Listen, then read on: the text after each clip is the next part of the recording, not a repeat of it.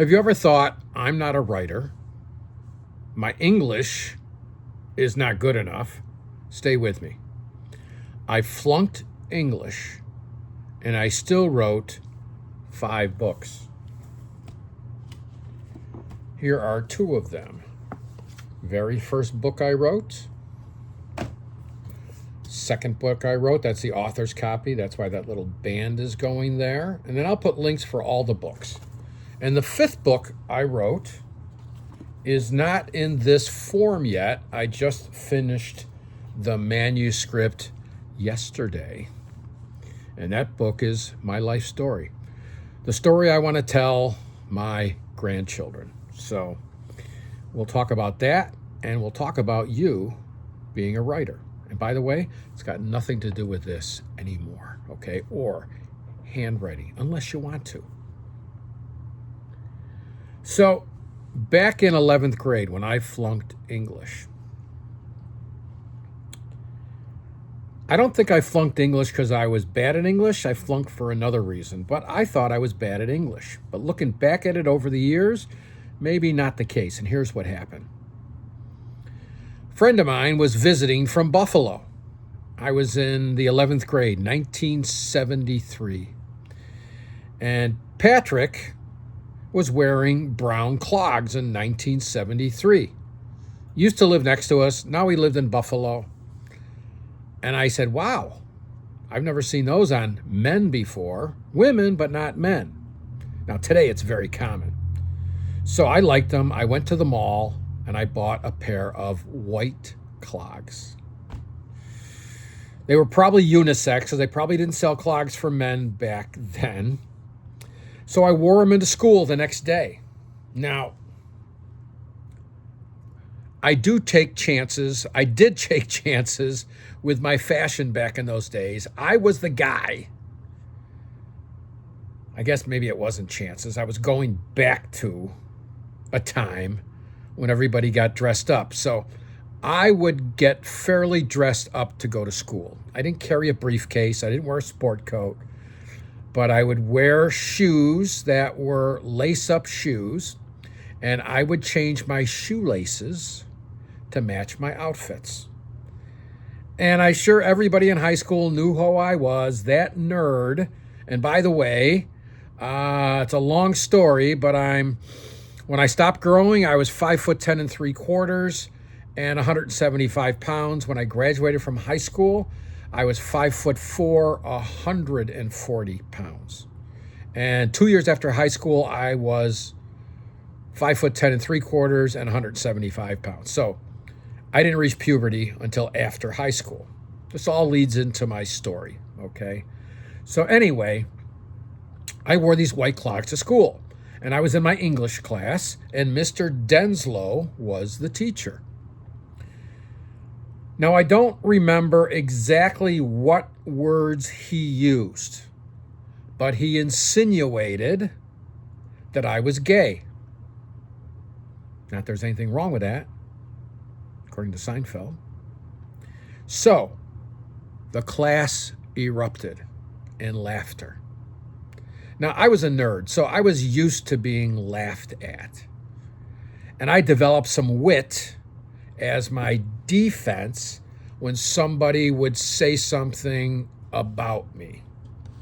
And usually they would tuck their tail and run from me. Never been in a fight, always got out of it with my wit. So after the class stopped laughing, down to the very last chuckle, I said, and it was silent, "Why, Mr. Denslow, are you interested?" The class went 10 times more berserk with his joke. I mean, it was unbelievable. And I'm sure Mr. Denslow, if he's still with us, remembers what happened. Well, I found out I flunked. My mother and father never questioned it, maybe just thought I was bad. I had to go to summer school. So I did go to summer school. Did not have to take the Regents test, the final test, because somebody stole the test and everybody passed automatically. So maybe I never really officially even passed, because the final, they canceled it and they passed everybody. Kind of like what they do today. They pass all the kids no matter if they can read or write, which is not right. But anyway, I flunked 11th grade English. So I'm sticking to it. And I didn't know then that that's the reason I probably flunked, but I know that now. Okay, so I flunked 11th grade English. And that's my story. I'm sticking with it. The truth about writing a book, okay? First of all, you don't need to write it. You can transcribe it. And not exactly either. You can just get your points out there and then work on it. Writing a book has nothing to do with perfect English.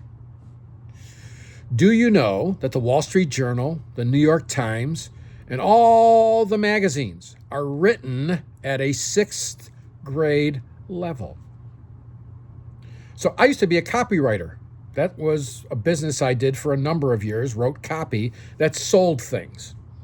And so with Microsoft Word, you can do it and you can ask, what is my writing level at? Okay? Without even knowing this, I went back to some of my older stuff. I was never above a 6th grade level. So I guess I was a natural for it. So the best way, if you're not writing to doctors specifically, okay, you write at a 5th or a 6th grade level. Even somebody with extreme intelligence might not be good at knowing what words mean. So they want to relax when they read the words whenever they do it, okay? So you write at a 5th or 6th grade level. So you got that covered. And writing happens in doable chunks, okay? When I just wrote my last book, I actually did it with transcribing. I started out having my buddy ask me a bunch of questions over Zoom. We recorded those and I transcribed them all. And then I wanted it to move a lot faster, so I decided to answer the questions myself on my iPhone and keep those, okay? So I did all of that, believe it or not, in about 7 days. But that's all I did, okay? I need to get this book written. And that's how I wrote my last 2 books. I transcribe, and then I get the transcription done, okay? And I take the transcription, and then I edit it. That's how I did it, much sooner. Well, I got everything transcribed, and I've got it in a form that I really like it now. And it took me, let's say, a total of, with talking to Billy Boy on the phone, 10 days to do that. Now, it's probably going to take me another 2 weeks to get the book actually printed. And I haven't decided where I'm going to get it done yet. But it's being put into a format now that's accepted by Amazon and other companies. By someone else. I'm not doing that, okay?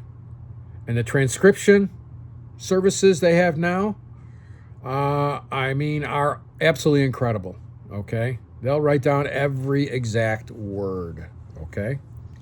You can even put it through some of these and say, correct the English, get rid of the ums and the ahs, and they do that for you. So, if you've lived a life, you have enough material for a book, whether it be your life story for your grandkids or whatever book you want to write. Writing a book is about passion, not permission. Nobody gives you permission. You give yourself permission, okay? That's hard to get because sometimes you're too difficult on yourself, but then just go do it. So how can you write your own book? First of all, forget English class. I proved you don't need it, okay? And you got editors. I mean, if you need an editor to go through it and correct all your English and, but I leave words in like gonna, which is not proper English, or ain't is not proper English. You're writing the book. You can write it any way you want to, okay? If that's the way you talk, or the audience you're going after if that's the way they talk, you'll get better response because you are just like them, okay? Make believe you're sitting across the table from whatever audience you're talking to. So I pictured my grandkids sitting at the kitchen table or at the counter when we're cooking, making pizza dough or pasta dough, and just talking to them.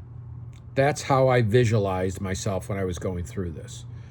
Come up with a bunch of questions, okay? And some of these other videos, we've got downloads for questions that you can start with if you want to write your life story for your grandkids. Record the answers, get some help with editing, and keep going until the end. I mean, that's the process, okay? It is tedious, but the hardest part is the energy you expel by talking. Don't need to talk as long as I did. Some days 4, 5, 6 hours in one day talking into my iPhone, and then I got it transcribed. You can do a chunk at a time, a half an hour a day. Answer one question a day, okay? And then line it up and organize it inside of your notes or your voice notes in your iPhone. And then keep going until you end it, okay? If you have all those recordings,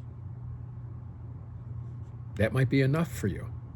Maybe you don't want to turn it into a book, but you want your grandkids to have recordings of you talking about certain things. That's pretty darn good too, okay? Personally, I like the recordings and a book, or video and a book. Video, audio, and a book. Okay? So,